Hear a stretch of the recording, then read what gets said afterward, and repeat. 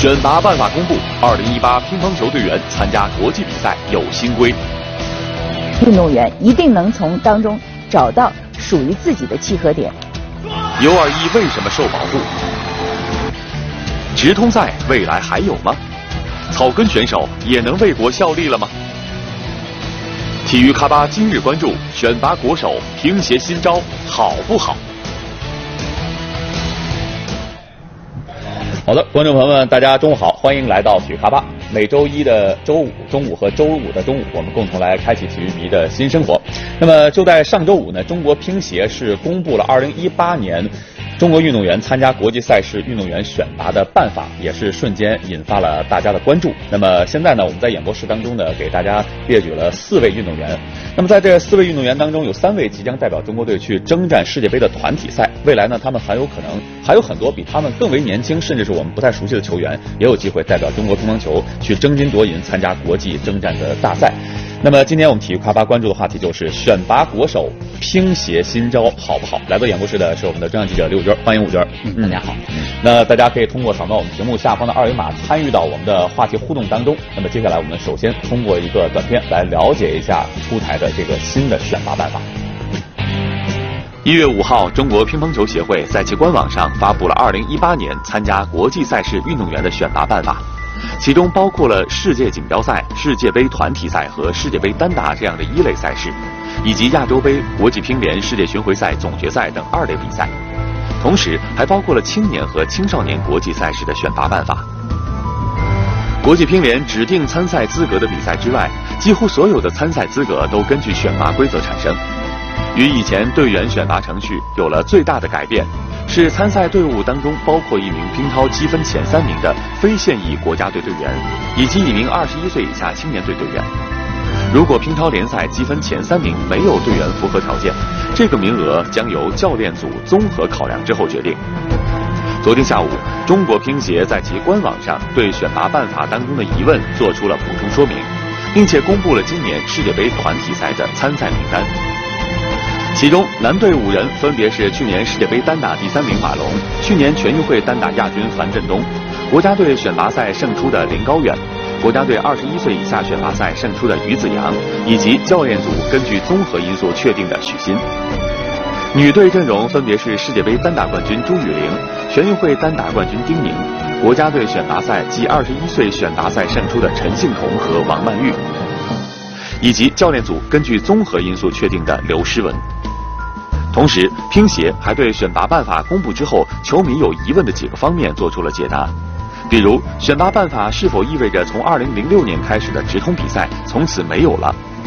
对这一问题，乒协表示，世界杯团体赛和世界锦标赛除了根据成绩获取资格之外，仍然保留队内竞争直通的名额。的确，直通赛曾经给球迷留下过深刻的印象，比如2006年直通不来梅。此前并不被人熟知的直板选手王建军一路过关斩将杀入决赛，最终惜败给了王励勤。虽然没能获得世乒赛资格，但是他成为了那年直通赛最大的发现。再比如2010年的直通莫斯科，发生了极其激烈的局面，当时还是新生力量的马龙、张继科和许昕早早地锁定了3个名额，导致王励勤、马林和王皓3位奥运冠军必须有人要出局。王皓在拿到第4个名额之后，中国队通过一场定胜负的方式，让王励勤和马林决出世乒赛的资格。最终，马林在最后阶段战胜了王励勤，获得了最后一个资格，并且在莫斯科为中国队的卫冕立下了汗马功劳。如今，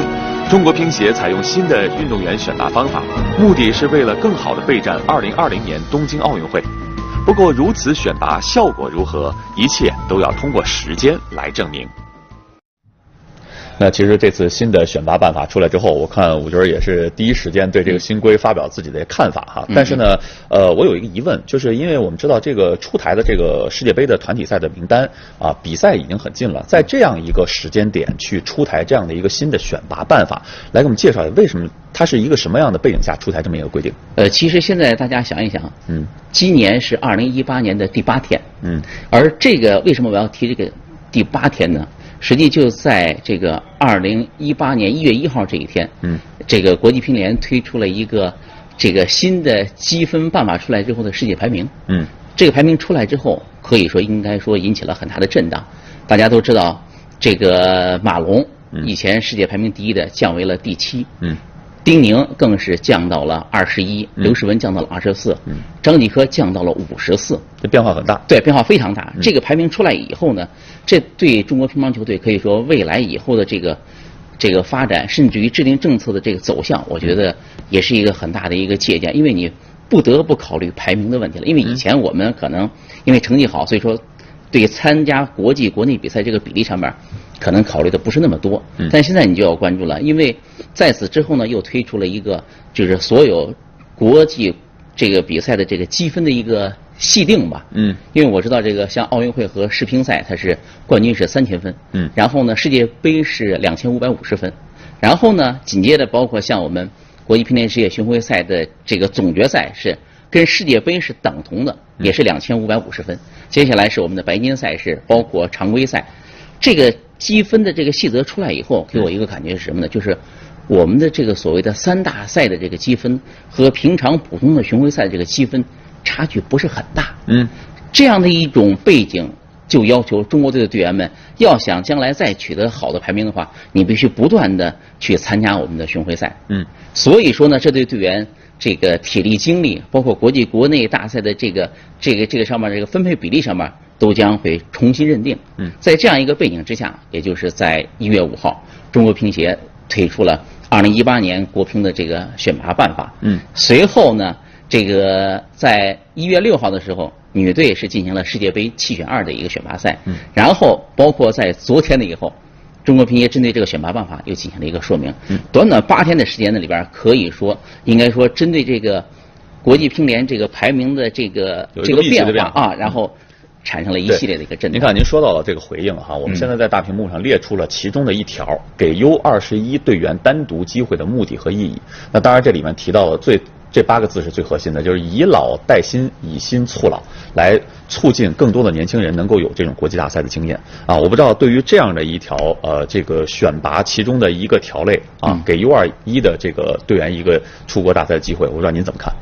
以往我知道，就是中国队在选拔，比方说一些办法出台的时候，没有这么详细的指出，比方说一个名额要归属 U21的这样的一个队员。我觉得这样做的一个目的呢，肯定是鼓励年轻队员，然后给年轻队员更多的机会。这当然了，也是中国乒乓球队长期以来的一个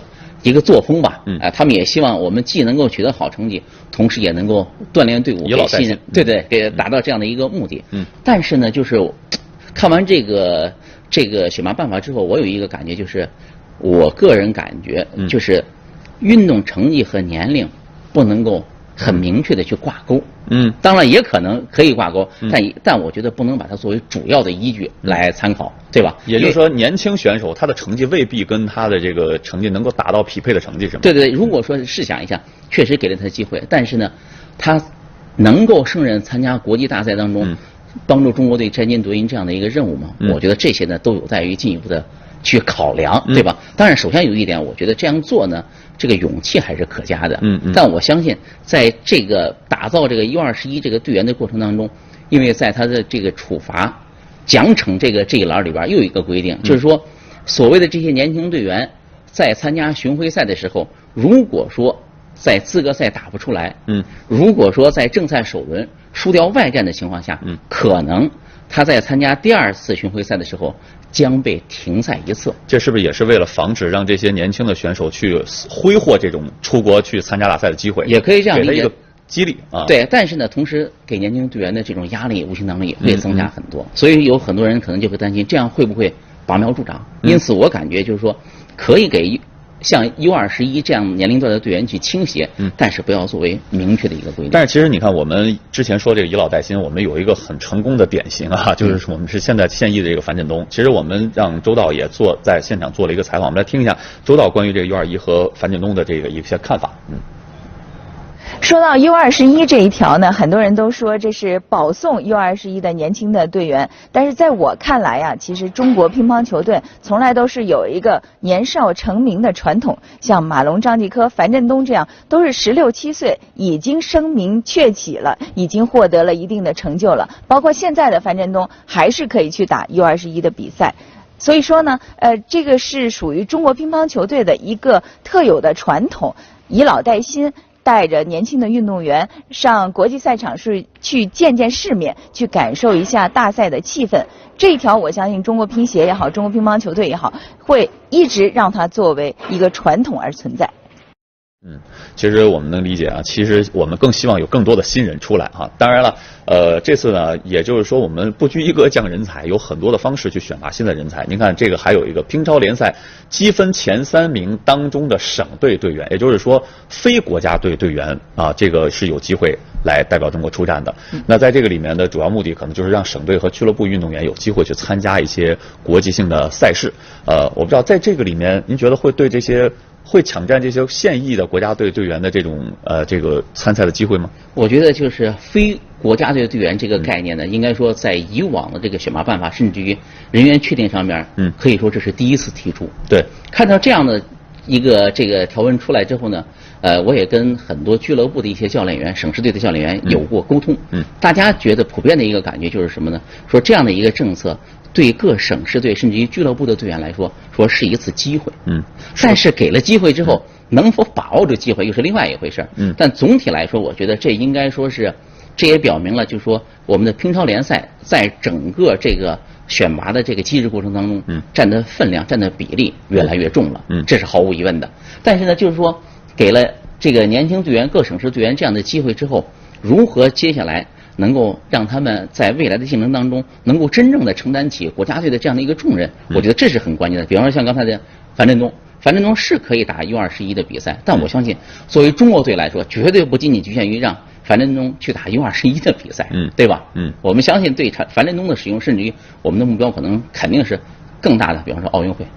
但至少这个像您刚才说的，是不是让广大的这些没有现在阶段没有入选国家队的一些省队的这些运动员，在打乒超的运动员看到了一些未来的参加国际大赛的希望？那是一定的。咱不管怎么说，能不能取得是另外一回事。因为我也翻了一下，就是目前比方说乒超这个运动员个人的这个排名，我发现反正就是前10位当中几乎没有说是非国家队队员的这个名字出现。这并不代表着这些非国家队的队员就不可能出现在这样的前10位的这样的一个排列当中。不管怎么说，大门打开了。本事怎么样就看你自己的了。好，那接下来呢，我们来听一听我们的观众对于这些的观点是怎么看的。乒协新招一出，自媒体上有很多网友们就表示，这个选拔办法有待商榷。当然，也有一些网友表示不看政策看疗效，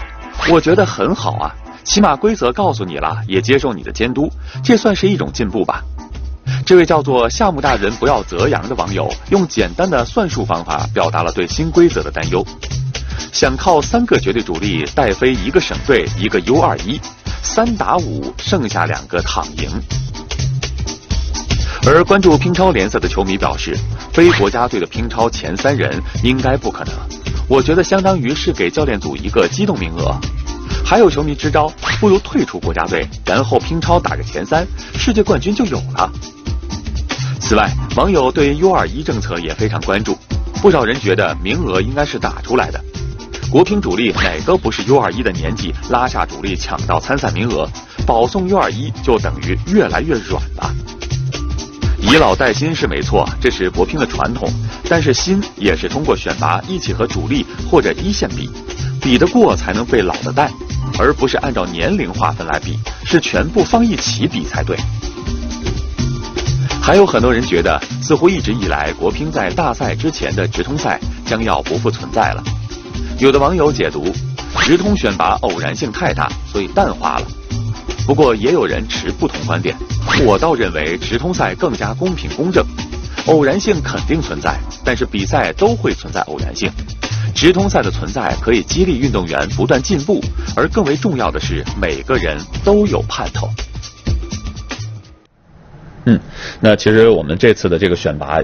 之所以大家讨论比较多，是因为给出了很多的条的这个选拔的条件。那么还有一个就是，你看从2006年大家提出来，是不是这个直通赛从此就没有了？然后这个里面回答是不是这样的？直通赛是国家对内公平公正的一种实现方式那我不知道武军老师对于这个直通赛，您觉得现在这个直通赛是怎么看？应该说，可以说我也是见证了整个直通赛整个的这样的一个过程，从2006年至今。但我觉得有一点就是直通赛的标签是什么？我觉得这个我们可以来鉴定一下。我记得当时在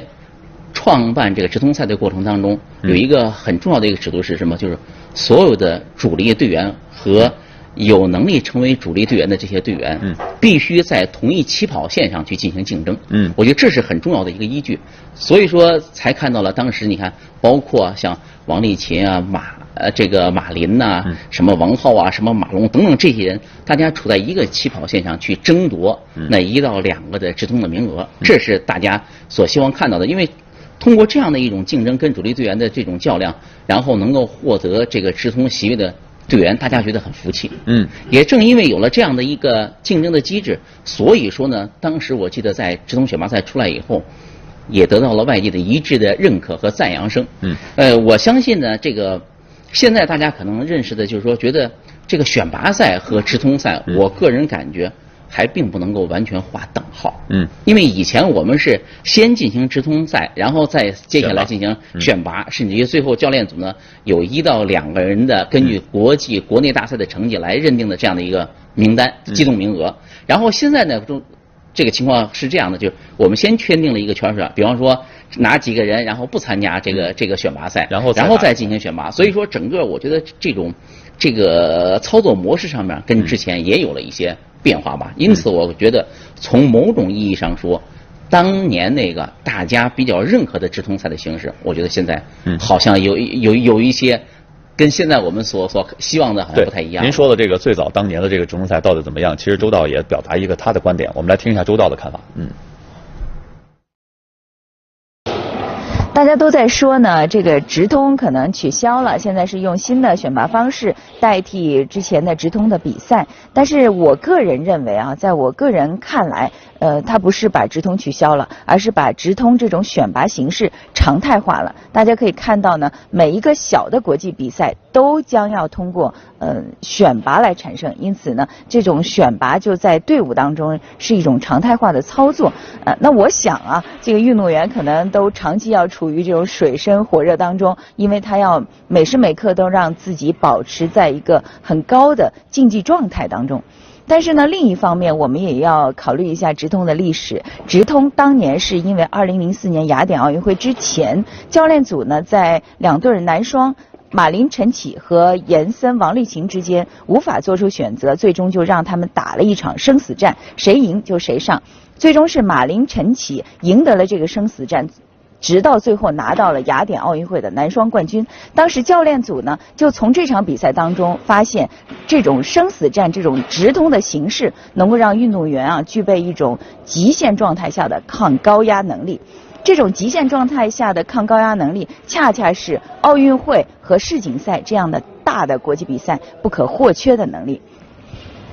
那么运动员呢，如何在这种常态化的选拔机制当中胜出，同时还具备在这种极限化的抗高压能力上也能够胜出，这样同时保持这种能力，我想啊，这是提给中国乒协的一个大的考验吧。我相信他们在未来也会出台更多的更细致的选拔方案，能够让大家不论是年轻运动员、中层运动员还是目前的主力，都能够在这个选拔机制当中通过考验，同时呢还在奥运会和世锦赛那样的大型比赛当中仍然能够保持一种抗高压的能力。我相信中国乒协可以做到。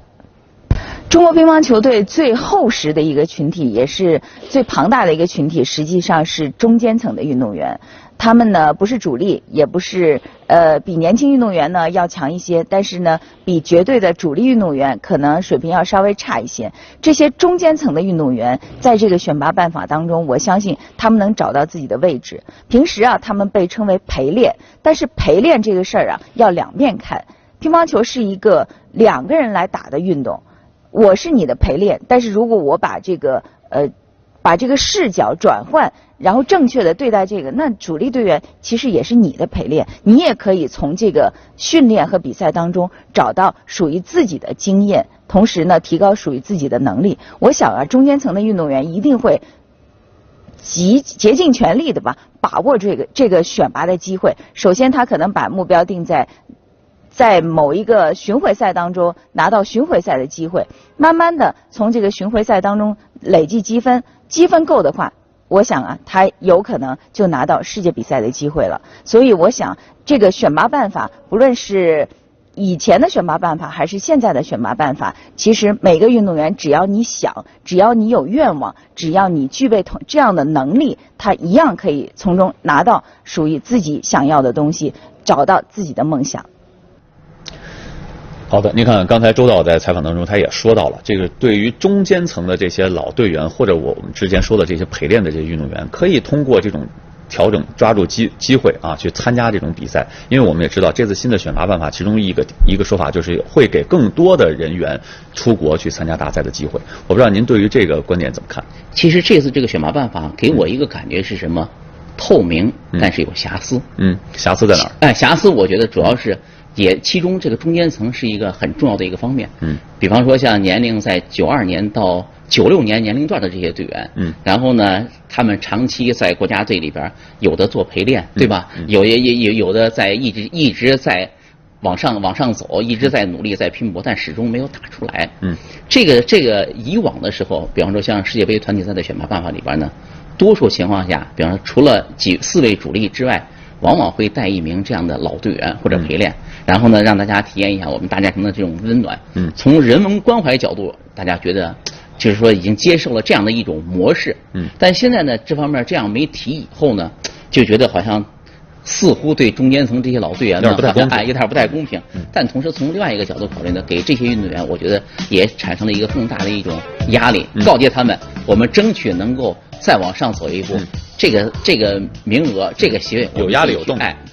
去争取。但是其实我们看到这次公布的选拔办法有5条，那这5条里边是不是应该有一个先后顺序？我先满足哪一条，然后怎么选？对，的确是这样。现在呢，这5条出来之后呢，因为有很多队员呢，可能他甚至于满足2条，甚至于3条的这样的一个条件，这时候该怎么排序，对吧？然后你的依据是什么？如果说这几条满足不了，接下来你的这个选择的这种次序又是什么？我觉得这总之吧，就是说这个新的选拔办法出来之后，确确实实它还需要很多去完善的地方。我个人感觉这也正是为什么这些球迷看到这个新的比赛办法之后，大家关注度会那么高。